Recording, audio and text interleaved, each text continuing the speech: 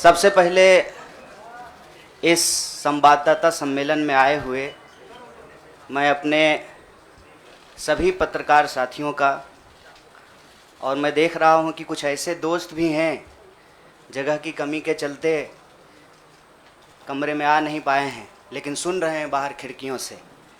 मैं आप सबका स्वागत करता हूं और मंच पर उपस्थित एआईसीसी ऑर्गेनाइजेशन के जनरल सेक्रेटरी वेणु जी, जनरल सेक्रेटरी सुरजेवाला जी, एससी डिपार्टमेंट के चेयरमैन नितिन राउत जी, बिहार के प्रभारी भक्तचरण दास जी, बिहार के अध्यक्ष मदन मोहन झा जी और कांग्रेस पार्टी के ट्रेजरर पवन बंसल जी, हमारे युवा साथी और गुजरात कांग्रेस के वर्किंग प्रेसिडेंट भाई हार्दिक पटेल जी, और हमारे आंदोलन में कदम से कदम मिलाकर हर घड़ी हमारा साथ देने वाले हमारे साथी बडगाम से निर्दलीय विधायक साथी जिग्नेश मेवानी जी, मैं आप सबका आभार व्यक्त करता हूं। और मैं अपने पत्रकार साथियों से कुछ चीज़ों को लेकर मुखातिब हूं। उससे पहले आज ये एक ऐतिहासिक दिन है। आज शहीद आजम भगत सिंह की जयंती है। लोग शहीद होते हैं, भगत सिंह शहीद आज़म हैं।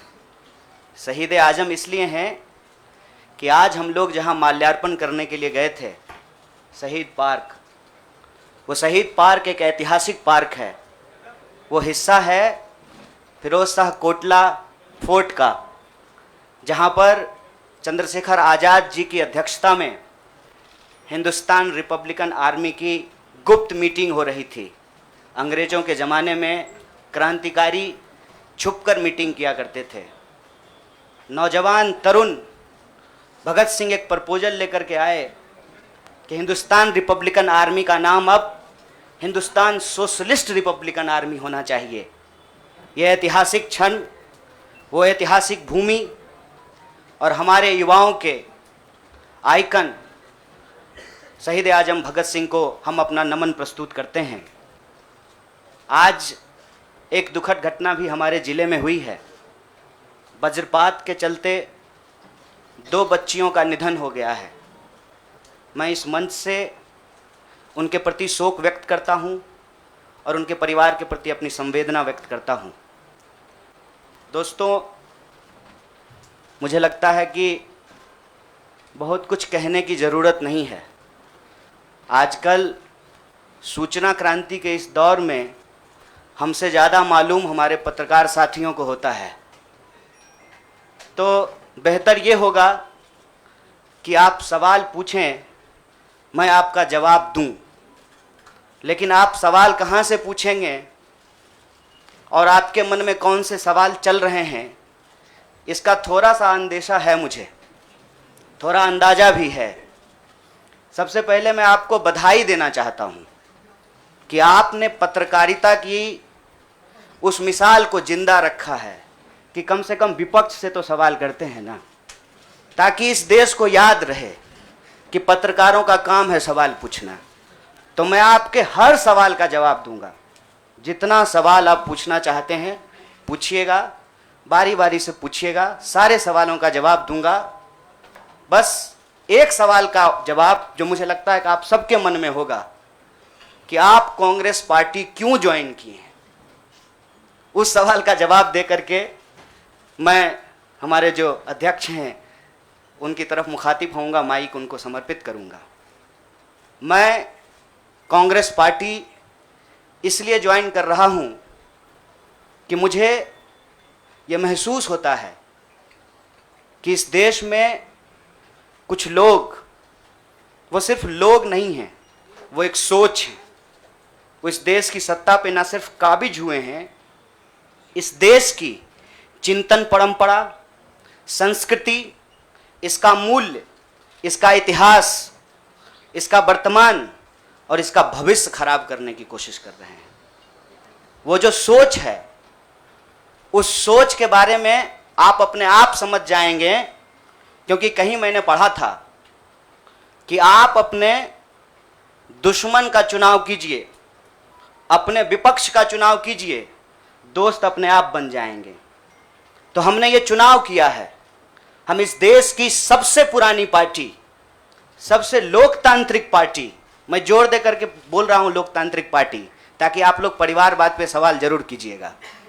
लोकतांत्रिक पार्टी में हम इसलिए शामिल होना चाहते हैं कि हमको लगता है, और सिर्फ हमको नहीं लगता है, इस देश के लाखों करोड़ों नौजवानों को ये लगने लगा है कि अगर कांग्रेस नहीं बचा तो देश नहीं बचेगा।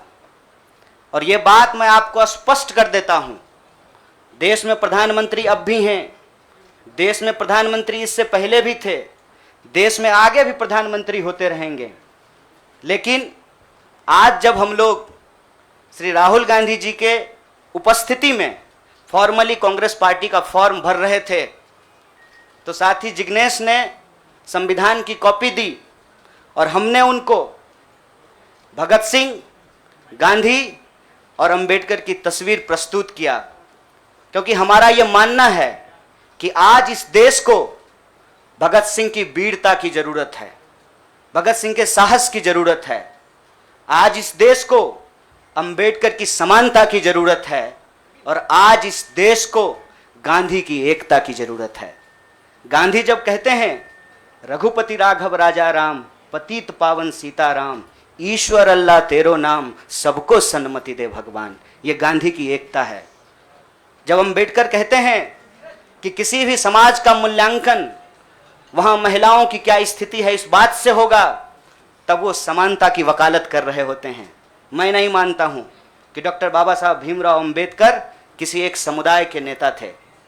कांग्रेस पार्टी ने, संविधान सभा ने डॉक्टर बाबा साहब भीमराव अंबेडकर को संविधान बनाने की जिम्मेवारी दी, और उस संविधान के प्रियम्बल में यह लिखा है, हम भारत के लोग भारत को एक प्रभुत्व संपन्न समाजवादी धर्मनिरपेक्ष लोकतांत्रिक गणराज्य बनाने के लिए, इसमें समानता न्याय के मूल्य निहित हैं। और जब भगत सिंह कहते हैं कि आप व्यक्ति को कुचल सकते हैं, विचारों को नहीं, आप बम और पिस्तौल से कभी इनकलाब नहीं ला सकते हैं, उस साहस की जरूरत है हमको। मुझे नहीं लगता है, मेरे बहुत सारे राजनीतिक दोस्तों को यह लगता है, मुझे लगता है कि यह देश 47 से पहले वाली स्थिति में चली गई है।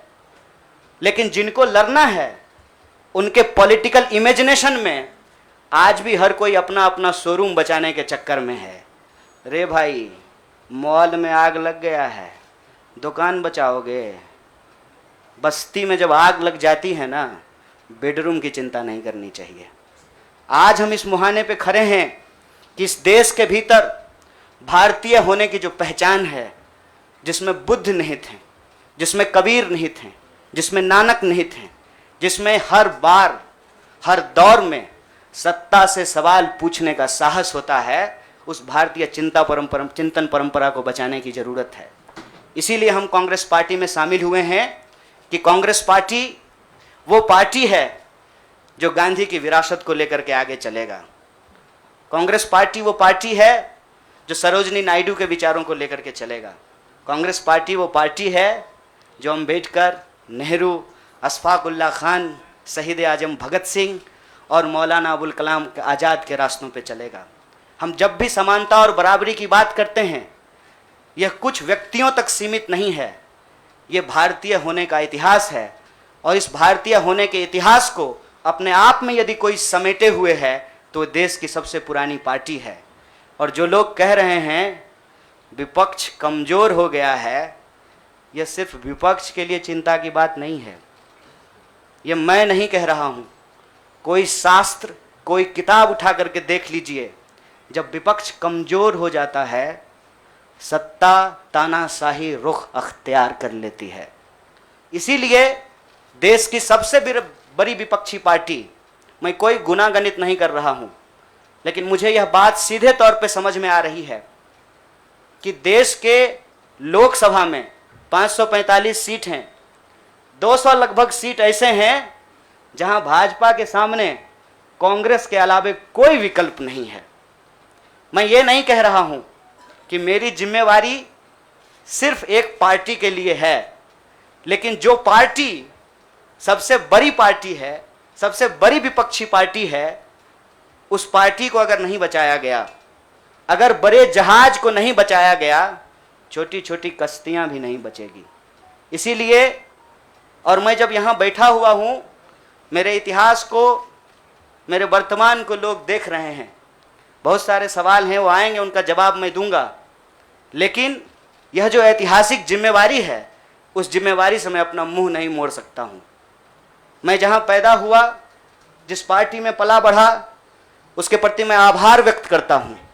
उसने मुझे सिखाया, पढ़ाया, लड़ने का जज्बा दिया है, लेकिन उस पार्टी के साथ साथ मैं उन लाखों करोड़ों लोगों को भी धन्यवाद देना चाहता हूँ जो किसी पार्टी से जुड़े हुए नहीं थे। अपने स्कूल के व्हाट्सएप ग्रुप में जब हम लोगों के ऊपर अनावश्यक आरोप मढ़े जाते हैं तो अपने दोस्तों से लड़ रहे थे, अपने घरों में डिनर टेबल पर लड़ रहे थे। लोगों की दोस्तियां टूट गई हम लोगों के आंदोलन के समर्थन में, और मैं मजाक नहीं कर रहा हूं, लोगों के डिवोर्स तक हो गए।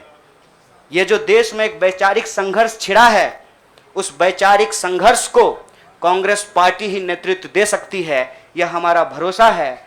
और मैं ये उम्मीद करता हूं कि हमारे देश के जो लाखों करोड़ों नौजवान आपके माध्यम से सुन रहे हैं, उनसे भी मैं आग्रह कहता हूं, दीवार पर बैठकर टुकुर टुकुर मुंह ताकने का वक्त नहीं है। ये अर्जेंसी का टाइम है, और इस अर्जेंसी के टाइम पे दीवार पे बैठ करके दायां जाएं कि बायां जाएं, ये मत सोचिए। जब आप जंग में होते हैं तो आपके पास जो अवेलेबल चीज़ें होती हैं, आप उससे मुकाबला करने की कोशिश करते हैं। कांग्रेस पार्टी एक बड़ी जहाज है, अगर कांग्रेस पार्टी बचेगी तो हमारा मानना है इस देश के लाखों करोड़ों नौजवानों की आकांक्षाएं बचेंगी, गांधी की मीमांसा बचेगी, भगत सिंह के सपनों का भारत बचेगा, और डॉक्टर बाबा साहब भीमराव अंबेडकर की समानता का भारत का निर्माण संभव हो पाएगा। इसी आशा और उम्मीद के साथ मैं इस पार्टी से जुड़ा हूं, और मुझे पूरा भरोसा है कि कांग्रेस पार्टी जो अपने आप को एक लोकतांत्रिक पार्टी कहती है, आज़ादी के साथ, अपनी पूरी मुखरता के साथ सत्ता से सवाल पूछना और लोगों के हक के लिए लड़ना भिड़ना संघर्ष करने में हमारे साथी रहेंगे, हमारे सहयोगी रहेंगे। और ये परिवार संघ परिवार नहीं, वो क्या परिवार जो परिवार छोड़कर परिवार बनाना पड़े, वो परिवार जो आपको परिवार छोड़ने के लिए नहीं कहता है, कहता है कि अपने परिवार में रहिए। अरे महात्मा गांधी कस्तूरबा गांधी को लेकर के अंग्रेजों से लड़ गए, बताइए इनको अपना घर छोड़ना पड़ा? कोई जरूरी है क्या? घर परिवार के साथ रहना है। डॉक्टर बाबा साहब भीमराव अंबेडकर भी अपने परिवार के साथ रहते थे। आप जितने बड़े लोग हैं उनका इतिहास उठा करके देख लीजिए, सब लोग अपने परिवार के साथ रहते थे। वो परिवार छोड़ करके बनने वाला परिवार नहीं। न्याय, बराबरी और संघर्ष के लिए इस परिवार में मैं शामिल हुआ हूं। सभी सदस्यों के प्रति, देश के अंदर फैले हुए लाखों करोड़ों कार्यकर्ताओं को अपना आभार व्यक्त करता हूं। बहुत बहुत शुक्रिया, बहुत बहुत धन्यवाद। शुक्रिया। मैं